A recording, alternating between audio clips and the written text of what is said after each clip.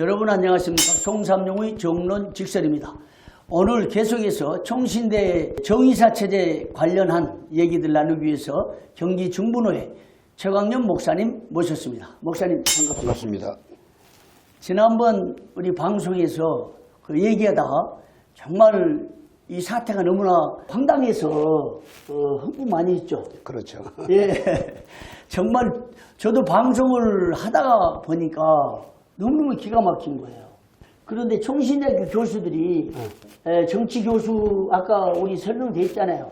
그리고 정치꾼 또 재단 이사와 관련된 총장과 관련된 정치꾼 배제, 그리고 학생들을 조금 여러 자료를 제공했다고 보는 정치 목사, 그 가운데 학생들이 희생됐다고 생각하니까 흥분한 거예요.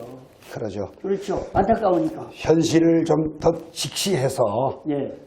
총신대 현실을 좀 한번 파헤쳐보고 예. 우리가 다 알고 예. 이 상황에서 어떻게 건강하게 세워갈 건가를 함께 고민하고 기도해야지. 현실을 모르는 가운데 그냥 수박 겉핥기식으로 그냥 잘 되겠지. 막연한 기대감은 버렸으면 좋겠다는 생각이 듭니다. 저는 그렇게 흥분한 이유가 있는데 목사님 교단 소속 목사로서 막 정말 흥분할 만한 일이잖아요. 많이 있죠 지금. 근데 저는 더 합니다. 왜 그러냐면 그러시죠. 42년 전에 총신대학교 문을 밟았어요. 42년 동안 총신이 내 가슴에 있고 8년을 또 신학대학원에서 가르쳤습니다. 그러다 보니까 더 가슴이 정말 흥분할 수밖에 없는. 저도 48년 전에 사당동 언덕을 버스 타고 가서 흙밭을 디디면서 학교를 다녔는데. 42년 전에요? 48년 전. 그럼 대학부 출신입니까? 아니요, 저는 신학부. 신학부 48년 전에. 야. 그런데 그때도 정치꾼이 있었어요. 그건 몰아내자고 선동한 교수들 때문에 데모 참 세게 해봤습니다. 해보고 나서 너무 그건 잘못됐다는 생각이 들어서 제가 글도 하나 기고했는데 지금 총신대는 가장 시급한 게 재정학하고요. 아마 그래서 총장도 재정에 대한 이야기를 참 많이 하시고 계신 것 같고. 그러면 목사님 지금 재정 문제에 대해서 구체적으로 좀 얘기를 해보면 좋겠는데요. 그 법인에 사실 이제 교비는 학생들이 낸 등록금 가지고 운영하지 않아요. 또 국가에서 약 몇 년 전 통계로 53억을 연구비 그다음에 국가장학금 지원하고 있다고 보는데 이게 이제 평가 점수가 떨어지면 국가 지원이 떨어지잖아요. 그런데 법인에서 활동할 수 있는 돈은 총회가 지원해야 되잖아요. 지금 법인이 운영을 하려면 수익용 재산이 있어야 됩니다. 근데 수익용 재산이 지금 총신학원 같은 경우에는 아주 미미하기 때문에 총회가 지원을 해줘야만 할 수 있는데 법인에서 크게 두 개가 가장 큰 돈입니다. 첫 번째는 이사들 회의할 때 교통비 나가는 게 회의비. 그게 이제 많고, 그보다 더 중요한 건 법인 직원이 3명이 있어요. 3명입니까? 그러면 회의비 어렵고 직원 월급 주는 것도 어렵고 운영 자체가 어려운 실정이라고. 더 큰 건 교직원들, 학교 교직원들 사학연금을 50%를 법인이 부담을 해야 됩니다. 그런데 지금까지 등록금 심의위원회에서 학생들이 양해를 해가지고 그 돈을 사항이지. 그 돈을 교비에서 지출해 왔는데 이제 법인에서 내야 되는데 없어졌다. 못 낸다.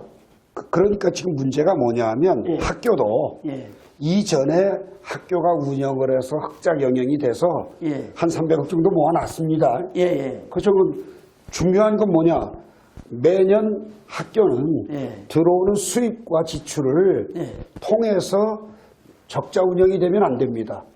그런데 과거 잘 운영됐던 교비 운영이 그대로 지출이 유지되다 보니까 악화된 지금은 마이너스가 돼버리는 겁니다. 그러면 교육부는 총신대를 향해서 구조조정하라는 겁니다. 인건비 줄이라는 거예요. 교육부에서 그 지적 나왔죠. 있었죠. 당연히 있었죠. 그런데 총신대에서는 구조조정 지금 못하는 상황인데. 못하니까 삽입가는 아픔을, 그 고통을 같이 분담을 해야만 되는 거죠. 아, 그래서 지난 시간에 억대 이상의 연봉을 받은 교직원 50여 명이 어떻게 해야 된다 그랬습니까? 적어도 30% 정도 내놔야 된다. 반납을 해서 학교를 살려야지요. 목사들이 자기 교회이기 때문에 교회 살리기 위해서 봉급 동결하고 또 월급 깎고 사례비 깎는 것처럼 헌금하고 11자고 헌금하고 그 헌금을 늘리죠. 어려우면 그게 경영하는 마인드 아닙니까? 그것처럼 교수들도 더 내놔야 당연히 그래야죠. 그럼요. 학교 살리려면. 그럼요. 그런데 내놨습니까? 안 내놨습니까? 내놨다는 말 못 들었습니다. 그런데 총장님은 30억을 가져올 이사들을 자꾸만 있죠. 참. 칼빈대 김근수 총장처럼. 지난번에 얘기했죠. 다시 한번 얘기해 보십시오. 김근수 총장은 자기가 원로 목사가 됐어. 교회에서 생활비 받으니까 총장으로서 받는 급여 이런 놔두고 나머지는 다 학교를 내놨어. 지금 그렇게 운영을 합니다. 정말 그게 귀감 아닙니까? 눈물 겹습니다. 정말. 그러니까 칼빈대 요새 엄청나게 성장하고 있잖아요. 우리 총신 총장부터 교수들이 그런 자세만 있다면 총신 금방 회복됩니다. 그러니까 백남조 장로님 같은 분들이 또 나와야 된다고. 나오지요, 당연히. 서광석 총회장은 그런 말씀했어요. 제2의 백남조 우리 장로들이 돼야 된다고. 그럼요. 그러면 그런 분 나오잖아요. 교수들이 감동을 주면. 그런데 학생들이 정의사체제 안 된다고 정치목사 배제한다고 반대 의견을 냈는데 교수들은 그 회의석상에 총회장이 직전 총회장하고 찾아가서 설득하고 사정하는 자리에서 말 한마디 않고 입장도 발표 않고 이거 심각한 거 있네요 진짜. 자, 지금 두 번째로요. 헌금 그만 가라앉히고. 두 번째로 중요한 건 뭐냐면 현재 임시이사 체제에서는 이런 총신 사태의 속속들이 어려움들을 헤쳐나갈 길이 없습니다. 그렇죠. 또 그 사람들 헤쳐나갈 의지도 없고요. 그러면 목사님이 재단 이사 또 임시이사 다 경험했기 때문에 다 잘 아시네요. 그러니까요. 헤쳐나갈 의지도 없고 또 이 학교를 살려야 되겠다. 교육부의 지시에 의해서 뭐 나름대로 기도하시고 애쓰는 분도 계시지만 많은 분들이 들러리 서는 격이지 교육부 들러리 서는 격이지 이게 내 집이라서 내 집을 바르게 세워야 되겠다는 의식 없거든요. 그게 임시이사입니다. 그리고 목사님 지난번에 학칙을 개정했어요. 그다음 인사규정 개정했어요. 교수들이 그것도 신학대학원위원회에서 해야 된 걸 그냥 자기들이 몇 사람이 주도해가지고 절차적으로 입법을 했어요. 그러니까 교육부에서 통계가 왔습니다. 잘못됐다. 대학원의 정원에 관련된 규정할 때는 대학원위원회사라는 거는데 대학원위원회사 안 하고 말로는 했다 그러는데 엄밀히 따져보니까 안 했어요. 그렇게 개정하고 직원 채용 규정도 개정해가지고 임시이사에다 올렸더니 거의 다 통과잖아요.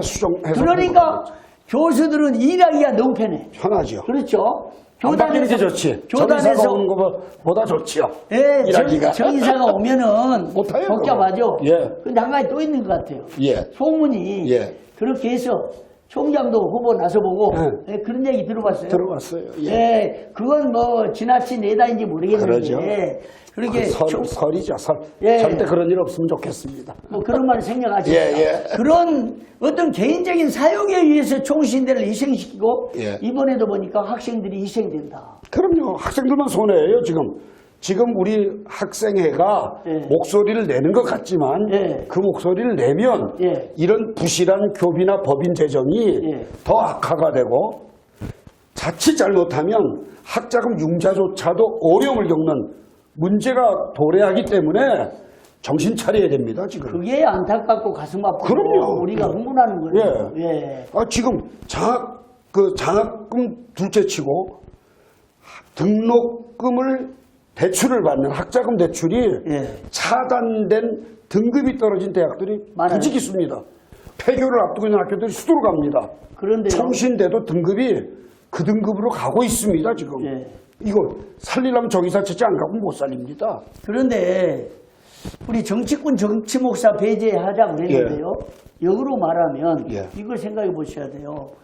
자, 정치권 정치목사 배제하기 위해서 교수들과 교단 목사들과 학생들이 총집결해서 총신 사태를 치렀잖아요. 그런데 정치권을 몰아내기 위해서 도서관 총신 전체 전산 전기 뽑았잖아요. 예. 엄청난 컨테이너를 해서 수업 못하게 막았잖아요. 예.